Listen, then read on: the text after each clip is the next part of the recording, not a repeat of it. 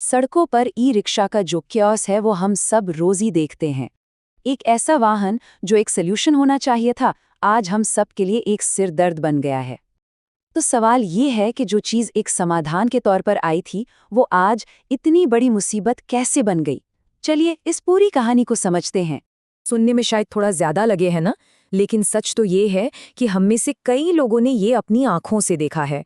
10 रुपए की एक सवारी पकड़ने के लिए अक्सर सारे सेफ्टी रूल्स को ताक पर रख दिया जाता है और इससे सड़कों पर एक बहुत ही खतरनाक माहौल बन जाता है। और यही यही वो सवाल है जो हमें इस पूरे मामले की जड़ तक ले जाएगा। हम एक बहुत ही सिंपल आइडिया से शुरू करेंगे और देखेंगे कि कैसे वो एक इतने बड़े संकट में बदल गया। तो आखिर गड़बड़ हुई कहाँ? आपको जानकर हैरानी होगी कि इस पूरी कहानी की शुरुआत प्रॉफिट या बिजनेस से नहीं, बल्कि एक बहुत ही नेक और मानवीय इरादे से हुई थी। ये कहानी शुरू हुई थी एक इंसान की तकलीफ को कम करने की कोशिश में। तो देखिए, यहाँ दो बिल्कुल अलग अलग कहानियां एक साथ चल रही थीं। एक तरफ एक इन्वेंटर की 5 साल की मेहनत, रिसर्च और एक सेफ प्रोटोटाइप बनाने की कोशिश, और दूसरी तरफ रातों रात सड़कों पर आ गए हजारों अनसेफ, अनरेगुलेटेड चीनी ई रिक्शा। यही वो टकराव है जहां से सारी समस्या शुरू। डॉक्टर राजवंशी की सलाह सरकार को बहुत सीधी और साफ थी।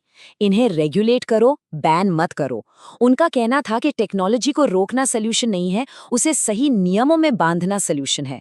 लेकिन इस सलाह के बावजूद सड़कों पर जो हकीकत थी, वो काबू से बाहर होती चली गई। तो चलिए अब इस पूरे संकट को जरा ठीक से समझते हैं।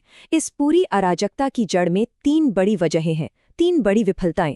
अगर हमें इन्हें समझना है तो हमें इन तीनों को एक एक करके देखना होगा। ये पूरा संकट 3 चीजों पर टिका है। पहला, अनट्रेन्ड ड्राइवर्स। दूसरा, इन गाड़ियों का अनसेफ डिजाइन। और तीसरा, एक ऐसा सिस्टम जिसमें कोई रेगुलेशन ही नहीं है, जो इस सबको होने दे रहा है।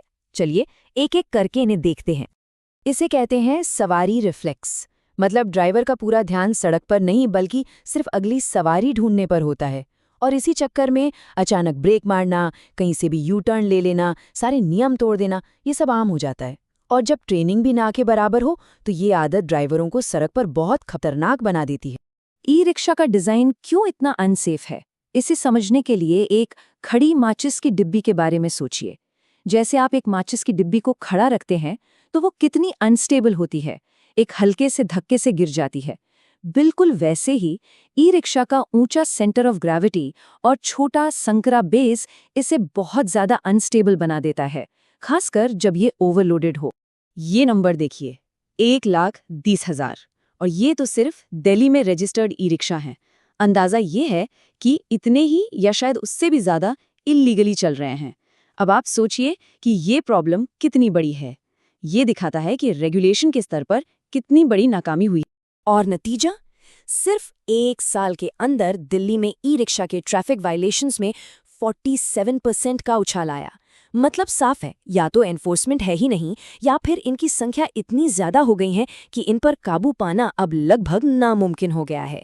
और एक और बहुत बड़ी प्रॉब्लम है, वो ये कि ज्यादातर ई रिक्शा मैन्युफैक्चर नहीं होते, उन्हें असेंबल किया जाता है, चीन से आई सस्ती घटिया क्वालिटी की किट से।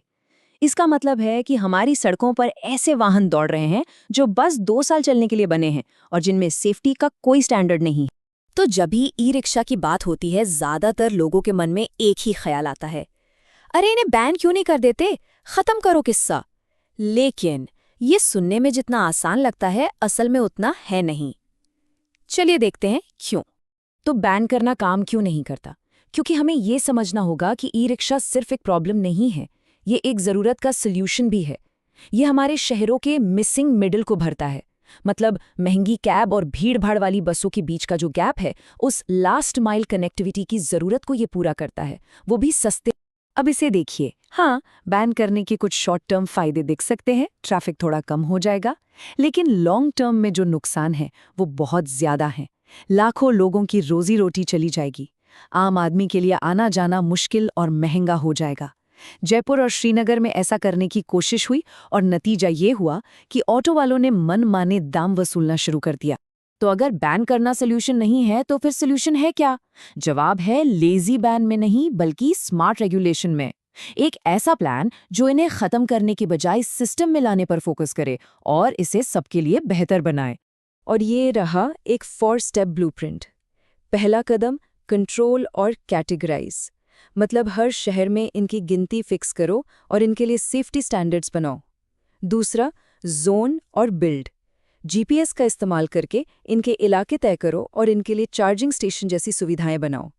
तीसरा, ड्राइवरों को प्रोफेशनलाइज करो, उन्हें प्रॉपर ट्रेनिंग और लाइसेंस दो। और चौथा, टेक्नोलॉजी का इस्तेमाल करो ताकि नियम सख्ती से और बिना भेदभाव के लागू हों। तो पॉइंट बहुत सिंपल है, लक्ष्य इन्हें खत्म करना नहीं है, लक्ष्य इन्हें फॉर्मलाइज करना है। इस इनफॉर्मल सेक्टर को एक फॉर्मल सिस्टम का हिस्सा बनाना है, जो सबके लिए सेफ हो और फायदेमंद भी।